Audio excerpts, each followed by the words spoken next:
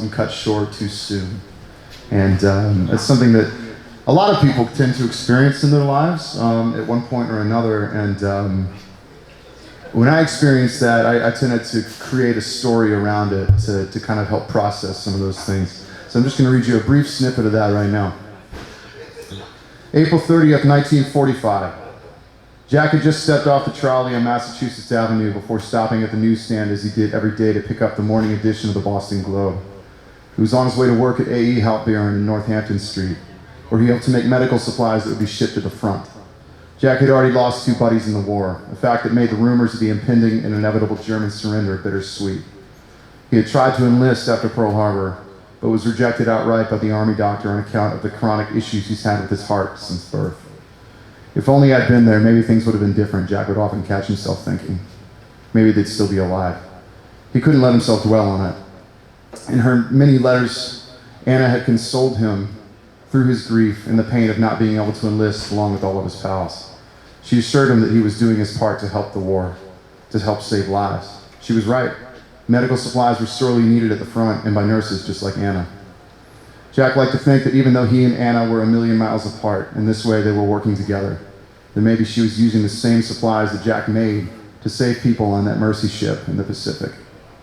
Like the rest of the country, Jack was war-weary. He missed his love, Anna, and just wanted the damn war to end so she could come home. "Morning, Jack," said Ray. "Take a look at what they did to El Duce. Bastard finally got what he deserved." Ray ran the newsstand on Mass Ave. His son had been killed in Italy last summer, and Ray had no fond feelings for the recently dispatched dictator, Mussolini. "They're saying the Germans will surrender any day now." "I hope so," said Jack. "I just wish the Japanese would do the same." "You still think that girl of yours hasn't run off with some Marine?" Ray joked. "She's been nursing those boys back to health, and you know they're all falling in love with her." "We write to each other almost every day, Ray," he replied. "I don't know what I did to deserve it, but she and I are in love, and I'm not about to question it. What I do know is that I'm going to marry that girl as soon as she gets home." "I'll expect an invitation then," said Ray with a smile, handing Jack a copy of the Globe. Jack pulled 3 cents from his pocket and gave them to Ray. "Like we'd invite the likes of you," he said with a half smile. "Thanks for the paper, old pal. See you tomorrow." Jack started the 3 blocks to the warehouse, stopping at an intersection to skim the headlines of the paper. He felt a mixed sense of joy and sadness as all the news pointed to the coming end of the war in Europe. That feeling suddenly turned to sheer panic.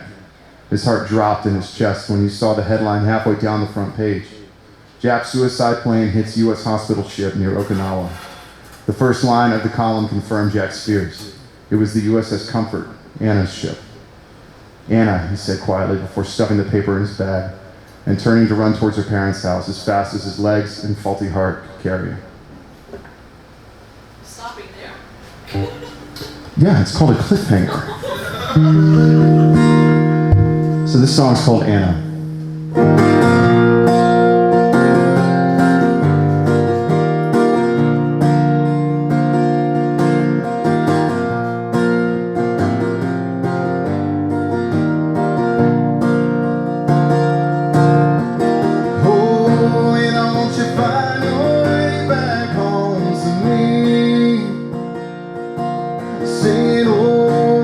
When you held my arm in the old city,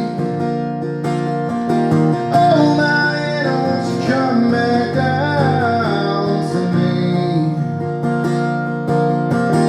Lord, yeah, won't you find your way? I am on my knees.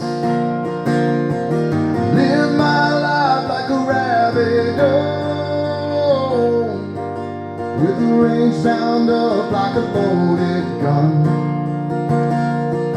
I live a dream life no one could love. Oh, and although you showed me love, oh, and I want you to find your way back home to me. Singing oh, and when you held my arm in the old city, oh my, and I want you to come back down.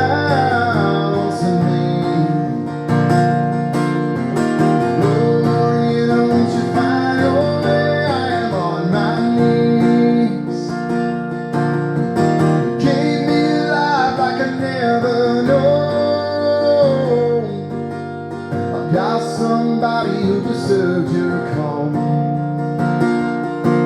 When the war came round, said you had to go. To heal their wounds, I knew you'd heal their souls. Who didn't want to say goodbye?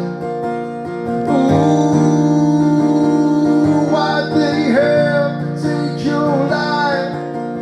Oh, now there's a star that's shining brighter than the rest.